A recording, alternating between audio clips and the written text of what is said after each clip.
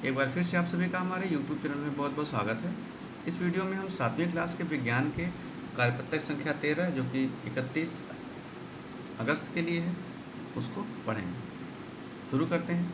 आप प्राणियों में पोषण पढ़ रहे हैं। प्राणियों में पोषण से संबंधित जो आपका चैप्टर है इससे हमने पिछले हफ्ते की वर्कशीट भी करी, जिससे संबंधित आपकी असेसमेंट वर्कशीट भी आ गई, जिसे हमने करके डाल दिया है। अब हम उसी अगली कड़ी में अमीबा में संभरण एवं पाचन, अमीबा में संभरण एवं पाचन यह जो विषय है, इस पर अमीबा कैसे भोजन करता है और कैसे उसके भोजन पचता है, इस विषय पर चर्चा करेंगे। मानव के पास तो मुख होता है और हमारा पाचन तंत्र होता है, जिसे हम पिछली वर्कशीट में पढ़ चुके हैं, तो हम तो पाचन कर लेते हैं। लेकिन अमीबा के पास ना मुँह होता है ना पाचन होता है। देखिए, कुछ ऐसे जीव होते हैं जो मुँह और पाचन तंत्र के बिना अपने भोजन को पचा सकते हैं। यह जीव अमीबा है जो तालाब में पाया जाता है। अब देखिए, अमीबा तालाब में पाया जाता है, इसका मुंह और पाचन तंत्र दोनों नहीं होता, तो कैसे पाचन करता है। पहले अमीबा की विशेषताएं देख लेते हैं। इसकी कोशिका में एक कोशिका झिल्ली होती है। कोशिका में एक घोल सघन केंद्रक होता है, ये देखिए, और ये झिल्ली है। कोशिका द्रव्य में बुलबुले के समान अनेक धानियाँ होती हैं। नग्न आँखों से इसे नहीं देखा जा सकता है, यह निरंतर अपनी आकृति और स्थिति बदलता रहता है। तो अमीबा के साथ सबसे बड़ी विशेषता यह है कि यह अपनी आकृति और स्थिति बदलता रहता है।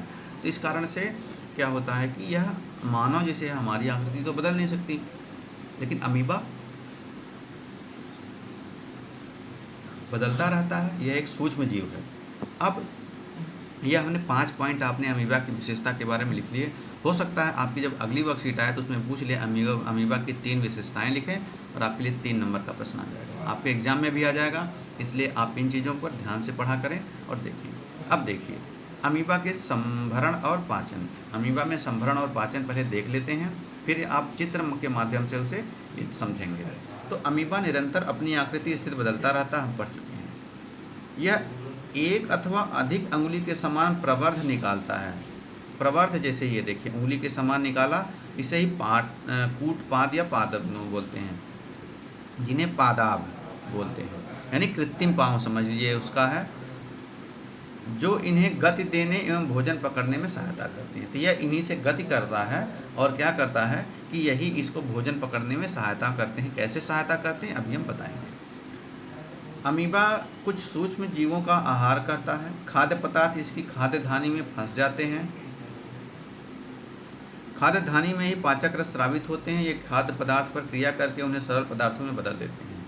बचा हुआ पदार्थ धीरे धीरे अवशोषित हो जाता है। अवशोषित पदार्थ अमीबा की वृद्धि, रखरखाव और गुणन के लिए उपयोग किए जाते हैं। बिना पचा अपशिष्ट खाद्य धानी द्वारा बाहर निकाल दिया जाता है।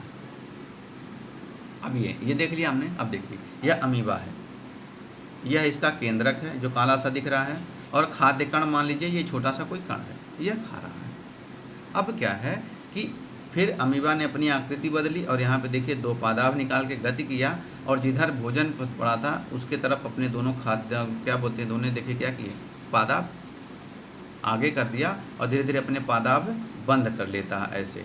और यह जो देखिए यहाँ पे बंद हो गया और खाद्य कण क्या हो गया, ये खाद्य रिक्तिका हो गई, जो इतना सफ़ेद जगह दिख रही है, खाद्य कण का इसके अंदर चला गया है, इसके पेट, इसके शरीर में चला गया, और यही खाद्य धानी है। अभी देखिए खाद्य धानी है, खाद्य धानी में क्या हुआ, पाचक रस आएगा।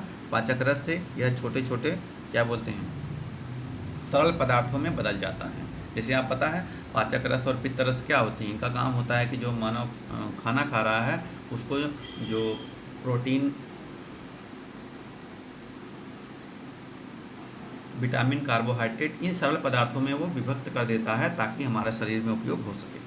तो पाचन करके इनको सरल पदार्थों में क्या करता है और बदल देता है, और पचा हुआ जो पदार्थ होता है वह इसके शरीर के वृद्धि, गुणन और रखरखाव के लिए उपयोग होता है, और जो अवशिष्ट पदार्थ होता है वो खाद्य धानी द्वारा धीरे धीरे इसको इसी प्रक्रिया द्वारा बाहर निकाल दिया जाता है। तो आपने यह पढ़ लिया, पूरा चित्र के माध्यम से समझ लिया।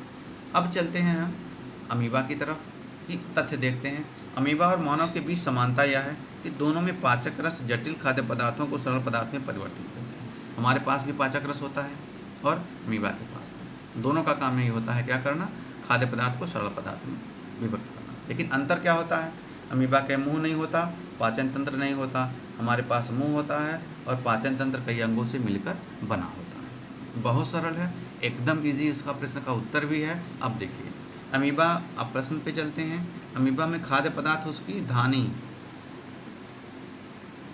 फंस जाता है और धानी में ही, यहाँ भी धानी लिखेंगे, दोनों में धानी होगा, धानी में ही पाचक रस स्रावित होता है। ऊपर देखिए यहाँ लिखा हुआ है,